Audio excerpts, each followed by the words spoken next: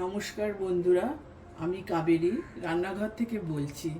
আজকে একটা নতুন রেসিপি নিয়ে এসেছি। সেটার নাম হচ্ছে মাটন পেপার ফ্রাই। বানাবার জন্য যা যা লাগবে সেগুলো আপনাদেরকে একটু বলে দিই।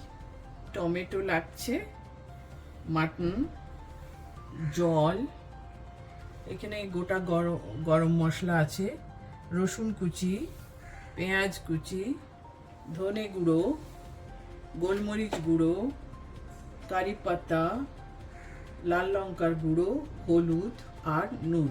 এবার গ্যাস জ্বালিয়ে আমি ছোট একটা জায়গা নিয়ে ওর মধ্যে এই গরম মশলাগুলোকে একটু ড্রাই রোস্ট করে নেব।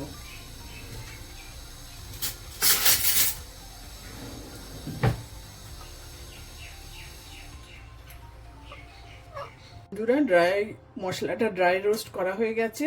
এবার এটা যখন ঠান্ডা হয়ে যাবে তখন এটাকে একটু গুঁড়ো করে নিতে হবে।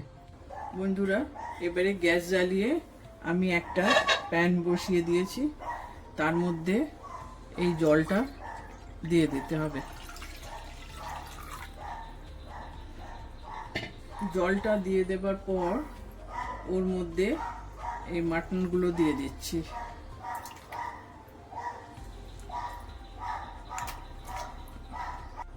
এবারে মাটনের মধ্যে নুন দিয়ে দিচ্ছি। এরপরে এবারে শুকনো লঙ্কার গুঁড়ো আর হলুদ গুঁড়ো এই দুটো দিয়ে দিচ্ছি।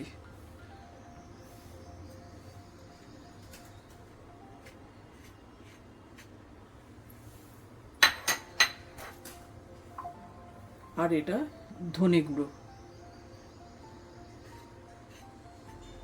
বন্ধুরা, মাটনটা যখন সেদ্ধ করবেন তার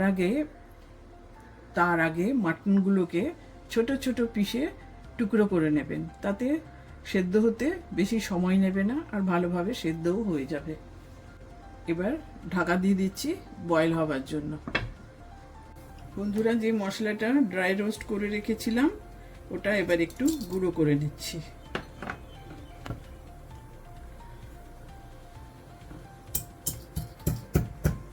দেখুন, ওই যে মশলাটা ড্রাই রোস্ট করেছিলাম সেটাকে এভাবে গুঁড়ো করে নিয়েছি।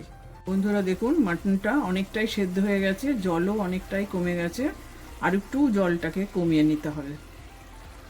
অন্য আরেকটা দিকে গ্যাস বার্নার অন করে ওই প্যানের মধ্যে তেল দিয়ে এবার পেঁয়াজটা দিয়ে ভাজতে হবে যতক্ষণ ওদিকে মাংসটা আর একটু জলটা কমে আসছে ততক্ষণ। তার মধ্যে এই পেঁয়াজটাকে আমি অন্যদিকে আবার একটু ফ্রাই করে নিচ্ছি।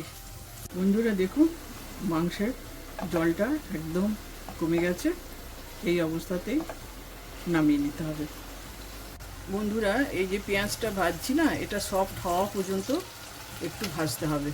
বন্ধুরা, পেঁয়াজটা অনেকটাই সফট হয়ে গেছে। এবার এর মধ্যে টমেটো দিয়ে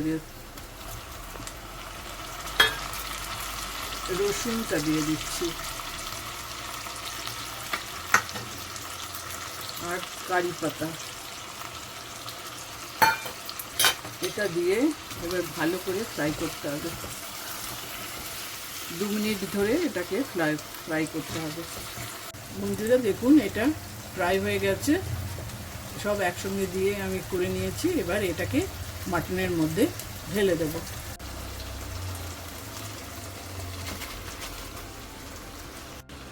এবার এটাকে ভালো করে মিশিয়ে নিচ্ছি মাটনের সঙ্গে।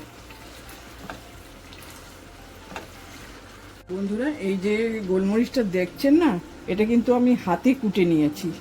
ঠিক আছে, এই গোলমরিচটা এবার এই মাটনের মধ্যে ছড়িয়ে দেব।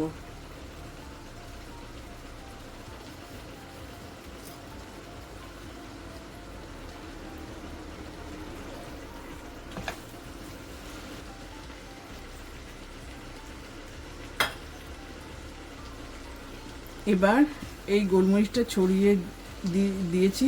এবার এটাকে কিছুক্ষণ ধরে একটু ফ্রাই করে নিতে হবে গোলমরিচ দিয়ে। বন্ধুরা দেখুন, এটা বেশ ভালোভাবেই ফ্রাই হয়ে গেছে মাটনটা।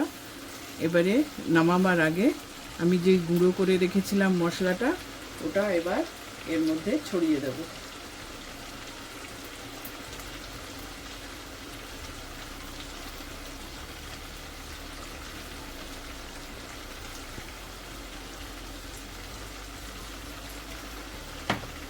এবার সব কিছু একসঙ্গে ভালো করে মিশিয়ে নিচ্ছি।